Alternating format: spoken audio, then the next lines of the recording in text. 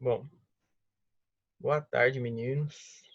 A gente vai falar hoje, né, dar continuidade na aula passada, que nós estávamos falando sobre gestação, né, e a importância da amamentação, que é o processo de primeiro alimento e nutrição do bebê, né? A gente falou um pouco sobre a amamentação com relação ao período colonial do Brasil, né, que a gente existiam os escravos, e aí existiam as amas de leite, que eram escravas que amamentavam os filhos dos fazendeiros, né, do, de quem os escravizava. O Ministério da Saúde, né, ele pede para que as pessoas amamentem seus filhos, né, até os 6 meses, porque isso vai garantir o desenvolvimento deles e também a proteção da saúde do bebê. Aí a gente passa agora para a correção das atividades que vocês já fizeram, né? Que agora a gente vai dar o feedback da correção. Estamos aí, primeiro aí, é um textinho sobre a Unicef, falando que a Unicef está alertando que há um elevado número de cesarianas no Brasil. Enquanto a Organização Mundial de Saúde estabelece cerca de 15% a proporção recomendada de partos do tipo cesárea, no Brasil esse percentual é cerca de 57%. O alerta foi feito pelo Fundo Nacional das Nações Unidas para a Infância, chamada de Unicef. Entre os estados com maior percentual estão Goiás, com 67%, Espírito Santo, Rondônia, Paraná, 63%, e Rio Grande do Sul, com 63%.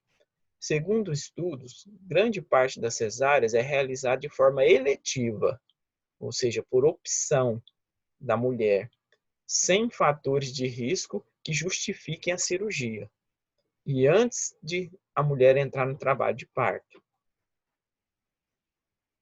De acordo com o texto, por que o elevado índice de cesáreas não está justificado, né? Por que não está justificado esse índice grande de cesáreas no Brasil? Porque a justificativa para fazer parto cesárea seria algum problema de dilatação, risco de saúde da mãe ou do bebê. Se tiver algum risco desse, aí recomenda cesárea. Se não tiver, aí recomenda-se o parto normal. Então, por maior parte dos casos no Brasil, não envolver risco de vida para a mãe ou para o bebê e ocorrer antes do trabalho de parto, isso justifica, né? Isso não justifica por que o Brasil está escolhendo tanto parto do tipo cesárea. O parto do tipo cesárea, meninas, é um parto muito arriscado. Ele gera muitos custos, né, de hospitalares e também gera riscos de infecção para a mãe, infecção para o bebê, risco cirúrgico da mãe, risco cirúrgico, às vezes até para o bebê na hora do parto. Então, é um parto perigoso. Por isso que a Organização Mundial de Saúde recomenda-se que faça-se normal. Só utilize o cesárea se for em caso de risco de saúde para a mãe ou para o bebê, tá? E tem que esperar o trabalho de parto acontecer. Normalmente, no Brasil não se faz isso porque são vários fatores, né? Um deles pode ser a mulher que tenha medo da dor do parto, não queira passar pela dor do parto, né? Outros também é porque o médico ele não quer perder muito tempo no trabalho de parto, porque se a mulher entrar em trabalho de parto, o médico vai ficar com ela horas e horas lá enquanto ela até ela ter a dilatação correta para o bebê nascer, e ele não quer ficar perdendo esse tempo com uma mulher grávida, ele quer marcar o dia da cirurgia ir lá e fazer e sair, e já fazer outra no mesmo dia, e outra, e ganhar muito mais dinheiro. Tem todas essas questões envolvendo, né, o parto cesárea, que fazem com que as pessoas adotem mais esse tipo de parto do que o parto natural. Mas o parto natural é muito melhor para o bebê e para a mãe. De acordo com o texto, qual é a única região do Brasil que não foi associada a elevados índices de cesárea? Então, se você voltar aqui e olhar no texto, ó, Goiás está na região centro-oeste, Espírito Santo, região sudeste, Rondônia, região norte, Paraná e Rio Grande do Sul, região sul. Então, ficou faltando a região nordeste. Então, gente, A região do Brasil que está com menor número aí de partos do tipo cesárea é a região Nordeste. Ela não foi associada a altos índices. Qual a região que apresentou maior quantidade de estados com índice elevado? Foi a região Sul, que tem 2 estados, ó, o Paraná e o Rio Grande do Sul. Então, essa foi a região. Em sua opinião, por que a Organização Mundial da Saúde orienta que haja preferência pelo parto normal em vez da cesárea? Tá? Sabe por quê, gente? Porque cesárea é um parto do tipo cirúrgico, ou seja, cirurgia. A cirurgia ela envolve riscos, né? E esses riscos podem ser riscos de infecções, hemorragias e até de morte no processo cirúrgico. E também tem que se considerar, né, que o parto normal ele vai auxiliar na proteção do bebê e também vai fazer com que a mulher já fique, depois que ao nascimento, a mulher tenha total disponibilidade para andar, cuidar do bebê, tomar banhos, né? Tem a sua autonomia. Depois que a mulher faz uma cirurgia, ela tem dificuldade de levantar, dificuldade de tomar banho, dificuldade de cuidar do bebê, e ela vai precisar de auxílio, né? Isso tudo tem a ver também por causa da recuperação cirúrgica. Bom, questão 2. Complete a frase a seguir utilizando as palavras adequadas que estão em parêntese. Após a fecundação ou gestação, a célula ovo formada começa a se multiplicar. Então, para formar a célula ovo, a gente tem que passar por um processo chamado fecundação, união dos gametas masculino e feminino. Então, a palavra certa aqui é fecundação. Tá? Depois que a célula ovo se formou, ela começa a se multiplicar enquanto se desloca até o útero. Então, ela vai se desenvolvendo, né, se multiplicando até chegar no útero. Quando chega no útero, inicia-se a etapa da gestação. Então, a gestação é quando o embrião está lá no útero, nidando, se ligando ao útero, para formar a gravidez. Nos primeiros estágios de desenvolvimento no interior do útero, o ser humano é chamado de embrião. No começo, a gente só tem um embrião, que é um conjunto de células que se dividiram e se organizaram. Depois da 9ª semana, ele já tem olhinho, coração, bracinho, cabecinha, perninha, boca. Aí a gente chama ele de feto.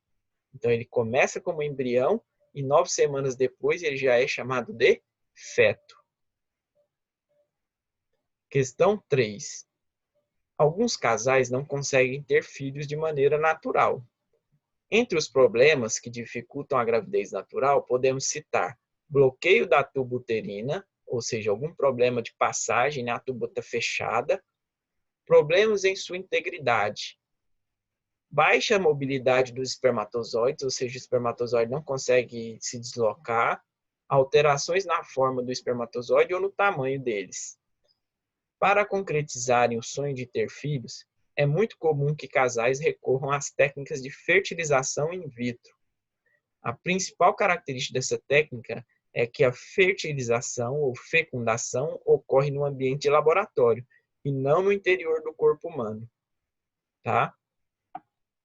Então, isso aqui é um processo de fertilização in vitro, gente. O médico vai na mulher, retira o óvulo dela, coloca numa plaquinha de vidro, tá? Chamada placa de Petri, com um líquido, e depois ele pega o espermatozoide do homem também, coloca numa agulha bem fininha e ele mesmo faz a fecundação, insere a agulha, insere o espermatozoide dentro do óvulo da mulher. Isso aqui é chamada de fertilização in vitro, quer dizer em vidro, não no corpo humano, tá? Não em vivo, é in vitro, tá? Qual a importância de técnicas como a fertilização in vitro? Esse tipo de técnica vai permitir pessoas que têm problemas para gerar filhos naturalmente, para que eles consigam ter o sonho de ter seus próprios filhos, né? Quem tem dificuldade aí por problemas nos órgãos geradores de filhos, né? Nos órgãos sexuais, principalmente útero, trompa, ovário, testículo, né? Aí essas pessoas podem se realizar o sonho de ter filhos através dessas técnicas artificiais, né? Como problema na tuba uterina pode interferir na gravidez e problemas na forma e mobilidade do espermatozoide. Então, como é que esses problemas interferem na gravidez? As tubas uterinas são o local onde ocorre fecundação e o canal que o zigoto vai caminhar até o útero. Então, se tiver problema nesses canais, não vai ocorrer a fecundação e também não vai ocorrer o zigoto caminhar até o útero para implantar e gerar a gravidez. Então, se tiver problema na tuba uterina fechada, alguma coisa, vai dificultar essas duas coisas, a fecundação e também o caminhar do zigoto até o útero. Já problemas na mobilidade do espermatozoide pode prejudicar a movimentação dessa célula até o ovócito, prejudicando o encontro entre esses gametas e, consequentemente, não ocorrendo a fecundação. Então, se o espermatozoide estiver mal formado, né, tamanho diferente, não tiver habilidade para nadar direito, ele não vai conseguir fecundar e achar o óvulo lá na tuba uterina. 4. Observe a imagem a seguir e marque um X na alternativa que melhor representa a imagem ao lado. Então, nós temos aqui essa imagem. Dois rapazes muito parecidos. Olha, parece um espelho, né? Do lado do outro. Eles representam gêmeos fraternais, que são aqueles gêmeos que só têm semelhanças de irmãos, ou gêmeos idênticos, que são gêmeos formados a partir de uma fecundação em um óvulo só, né? E um zigoto e 2 embriões.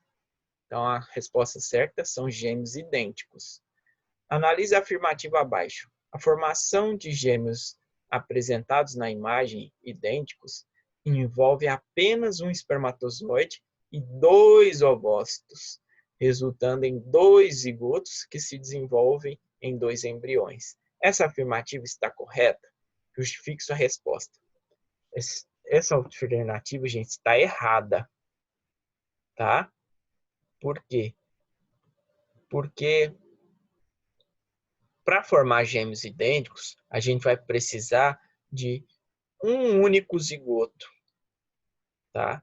E esse único zigoto é a junção de um espermatozoide com um ovócito só, não com 2. E ao se dividir esse zigoto, vai dar origem a 2 embriões. Então, o que está errado nesse texto aqui? A palavra 2 ovócitos tem que substituir por 1. Apenas um espermatozoide e um ovócito resulta em um zigoto. Então, tira 2 daqui, coloca 1 e 1. Um zigoto que se desenvolve em 2 embriões. Então, é assim que formam gêmeos. É uma gestação normal de formar uma pessoa só. Na hora da divisão celular lá do zigoto se dividir, né, em 2, 4, 6, 8, 16 células, aquele grupo de células se separa e gera 2 embriões. Então, por que eles são idênticos? Porque eles levam o mesmo DNA, que veio de um espermatozoide com 23 cromossomos e do outro óvulo com 23 cromossomos.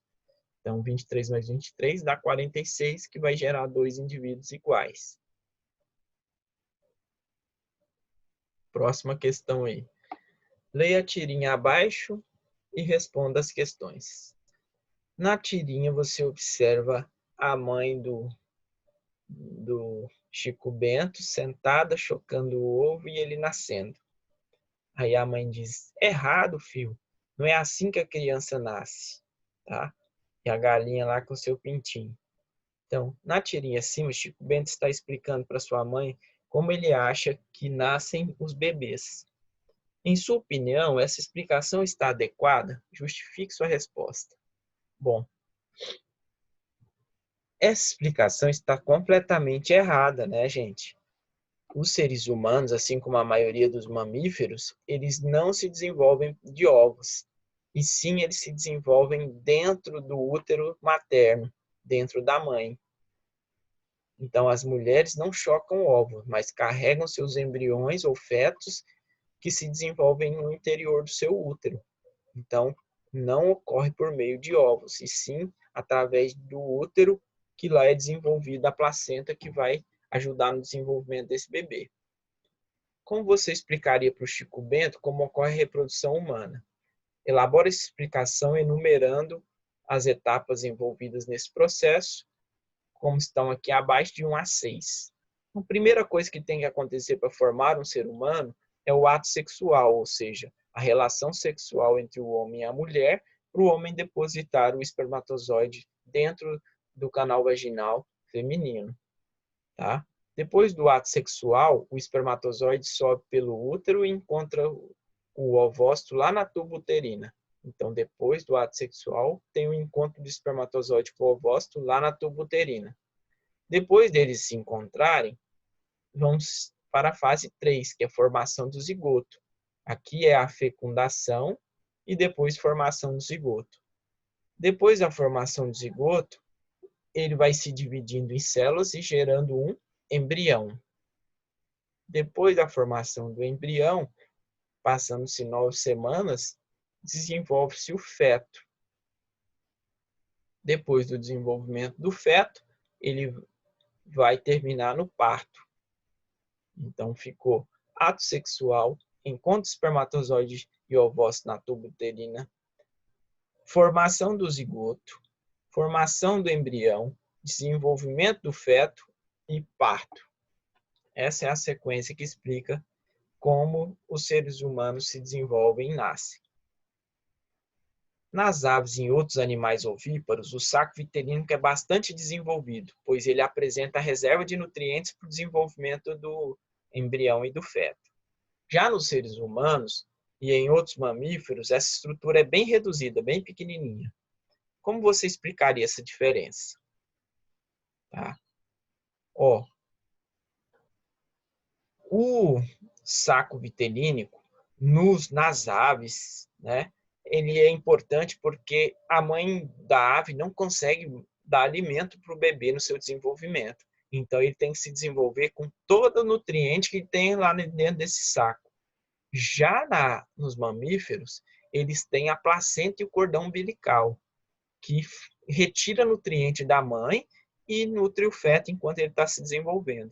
Então, ele não precisa de um saco vitelínico para terminar seu desenvolvimento. Ele só precisa para iniciar, depois que começou, a mãe mantém o bebê nutrido através da placenta e do cordão umbilical. Os nutrientes da mãe passam para o bebê enquanto ele está se desenvolvendo lá dentro do útero. 6. Os gametas são as únicas células do corpo humano que apresentam 23 cromossomos. As demais são compostas de 46. Qual é a importância dessa característica? Essa característica ela é essencial para que, após a fecundação, as células mantenham a quantidade de 46. Porque se os gametas tivessem o mesmo tanto dessas células, 46, como as demais, após a fecundação, esse valor seria de 96 cromossomos, bem maior do que o que tem na nossa espécie. Esse valor de 96 faz com que ocorra aborto, ou seja, a célula não se desenvolve, ela acaba se desfazendo, porque é tanto DNA que ela não sabe se coordenar. Então, para formar um ser humano, precisa de 46, não pode ter a mais nem a menos. E aí, por isso que tem que ter nos gametas, né, 23 do homem mais 23 da mulher, para gerar uma célula de 46 no bebê. Uma célula ovozigote de 46 para conservar a quantidade de genes do humano, tá? Bom, o que eu estudei, né? Aqui é um resuminho sobre a reprodução. Reprodução é um processo que permite a formação de novos indivíduos. Ela envolve diferentes etapas, como fecundação, gestação e parto. Então, vamos na primeira etapa aí. Antes de ocorrer a fecundação, é produzidos nos testículos, que fazem parte do... Então, se você observar aqui, os espermatozoides eles são produzidos nos testículos e fazem parte do sistema masculino. O sistema genital masculino ele é composto pelo ducto deferente, ducto ejaculatório, pelo epidídimo, pela uretra, pelo pênis e pelo testículo.